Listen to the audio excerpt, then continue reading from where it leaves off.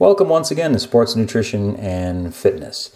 I wanted to take a moment just to highlight some of the important aspects of the syllabus and point out a few other things on Webcampus here. So go ahead and click on the syllabus and bring that up. I've got a copy already up and loaded.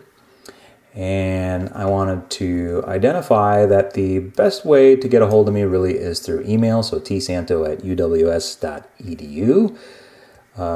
As well as contacting me via phone. You can do that, or you can text me. However, if you do contact me via phone or texting, please be sure to identify yourself as a UWS student, so I'm not wondering, wow, who is this person that's calling me? If you do email me or call me and leave a voicemail or text me, please give me at least 24 hours to respond to your email. I am a full-time stay-at-home dad, and so I do have those responsibilities, and sometimes it's not easy to break away and check my email and voicemail. So on the weekends, I'll check email and log on to Webcampus once over the course of the weekend. So again, just if you don't mind giving me a 24-hour period to get back to you, that would be absolutely fantastic.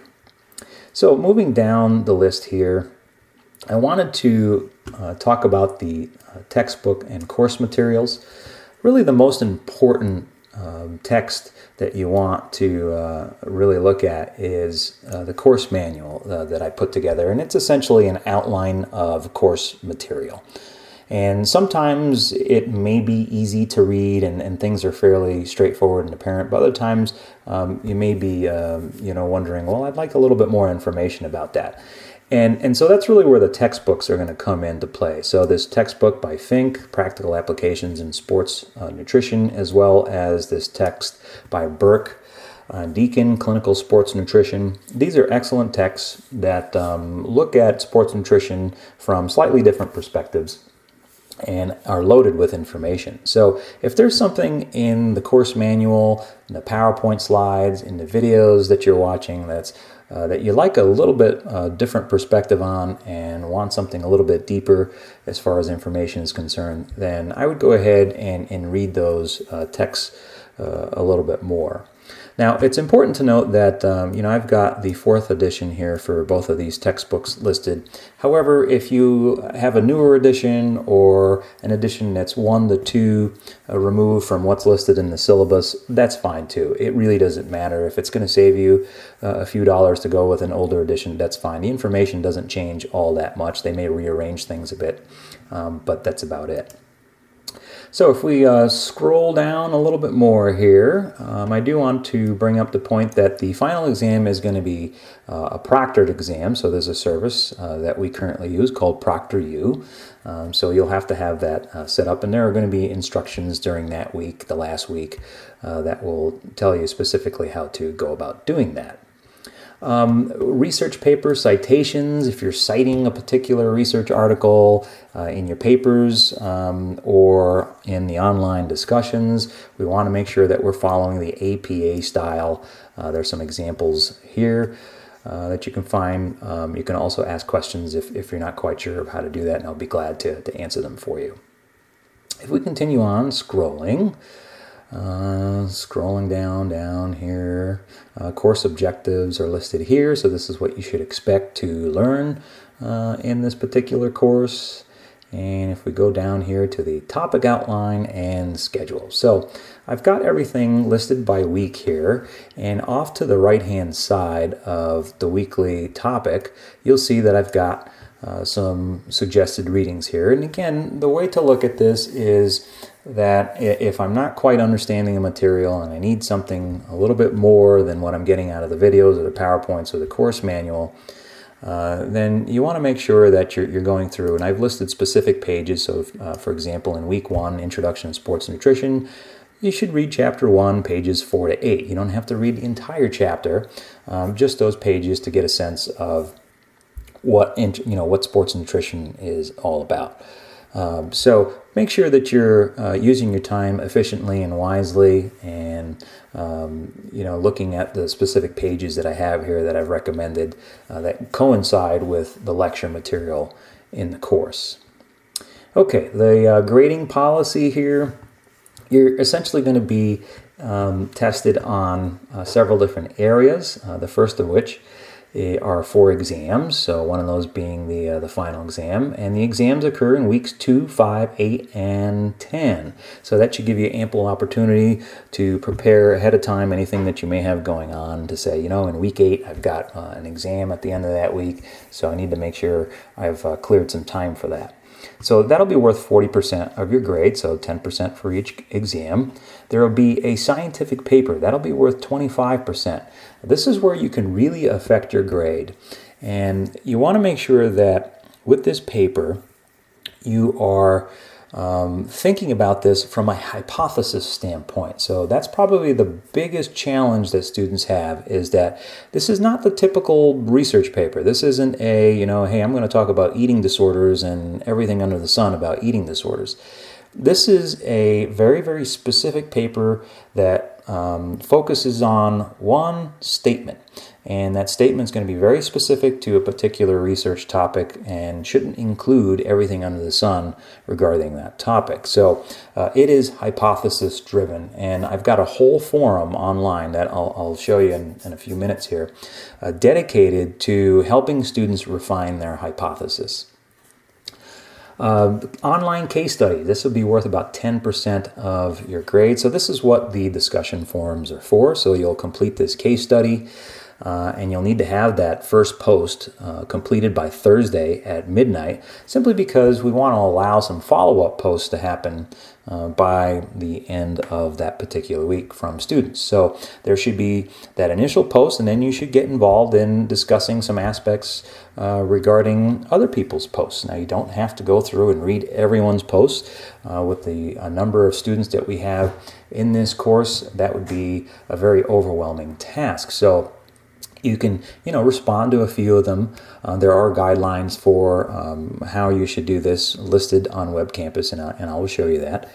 And so you want to keep that in mind and get your post up there and respond, and with some, intelligible comments, etc., to get the full 10% of the grade here. The dietary planning project, that's worth 25% of your grade. Again, another great opportunity to really make an impact on your grade. And the idea of this project is to simply assess someone for their nutrient content, and then if there's anything wrong, how could we fix that?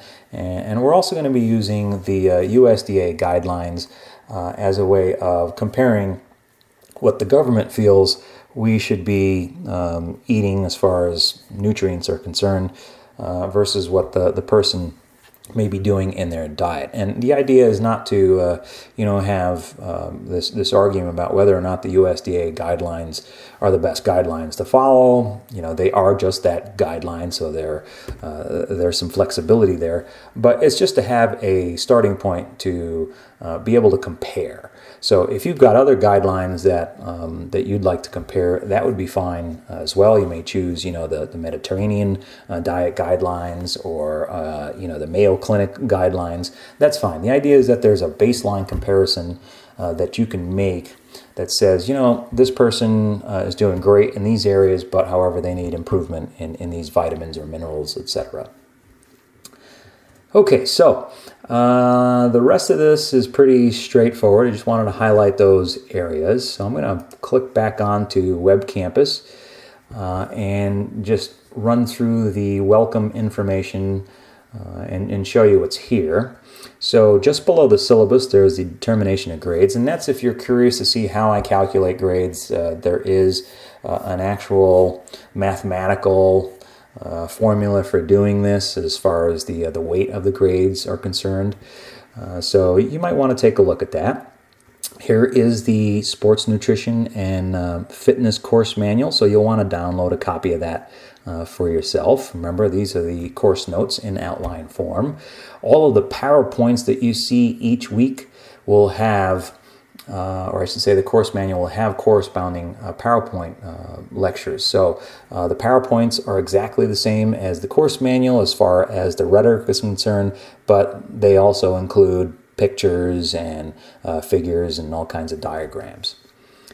The case studies. Every single case study that you're going to be responsible for is in this document. So if you wanted to get a head start and do 3 or 4 weeks worth of case studies, you could do that. So they're all listed here. They're all labeled by week. So if you don't see one for a particular week, then that means that you don't have a case study that week. Case study discussion forum guidelines. These are guidelines that I mentioned earlier in the syllabus. So you want to take a look at this and read it carefully to understand exactly the way that we're expecting you to post stuff online. And these are pretty standardized across the board in the department. Okay, so the next little section here starts the sports nutrition research paper. This link right here that I've highlighted is where you're actually going to submit the papers. So once you've completed your paper, you submit it here online, and it's due towards the end of the semester, and you can click on it to see the due date. The guidelines or the rubric for the scientific paper are listed here in this document. There's also a sample scientific paper. This is a paper that was produced by a student that did an outstanding job, and so you may want to take a look at that and see how they constructed the paper and how it's hypothesis driven. So you'd want to try and not necessarily model yourself after this paper, but you get the idea of what I'm looking for from it. The next several posts here all relate to being able to have a set of tools that you can use to evaluate the scientific literature. So in your research paper, you're going to have to pick apart these research studies, and you're going to have to look at, well, they found these results, but, they didn't take this into account. So you're going to have to critique the work. And so I've provided you with a set of tools here that will allow you to better able to critique all of this work. So this is a brief guide that you can download. It's exactly the same here. Put the MS Word version and the PDF version here. The next few items here are, I've got a video with the PowerPoint presentation that goes along with it, so you should watch those. And then the last section here is the discussion forum. This is where I find it very helpful for students to say, hey, this is what I'm thinking of as a hypothesis or a topic, and what do you think? How can I refine a little bit more? And this is where I like to openly help students refine their hypothesis. And any questions that you might have about the sports nutrition research paper. So I would strongly encourage you to start thinking about a topic right from the get-go, and then we'll try and narrow that down to a very, very specific hypothesis. And for those of you who are comfortable with sharing your hypothesis online and your ideas online and allowing me to respond to that in an open forum, that's really helpful for others to see that, because then they can see, oh, okay, I need to refine my hypothesis so that's more specific like this. So that's a really useful tool, useful forum, and I would encourage you to participate in that. So just to highlight the first week here, basically what you're going to see are, what you should expect out of the week. So you've got the course manual here and pages that you might want to read to really bring all the information together. So you've got a discussion forum, which is basically introducing yourself that you're going to need to have a post to, and of course watch any videos in that particular week. So you've got your introduction forums here. You've got a video with the PowerPoint presentation listed below, and by the way, there's a PDF version of the PowerPoint, so you can choose however you wish to view it. So you watch the videos with the PowerPoints, and if you have any questions, you can always email me, but sometimes it's helpful to use the Ask Your Instructor section up at the top here so that everyone can benefit from your questions. So I do spend quite a bit of time answering students' questions in this open forum. Anytime that I have any announcements or whatnot, I usually put them under course news and announcements, which I believe you get directly emailed to you. So again, I can't emphasize this enough that if you have any questions, please feel free to contact me, and I'll get back to you as soon as possible and hopefully have a response for you. So I hope that you enjoy the course and get a lot out of it. Thanks for listening.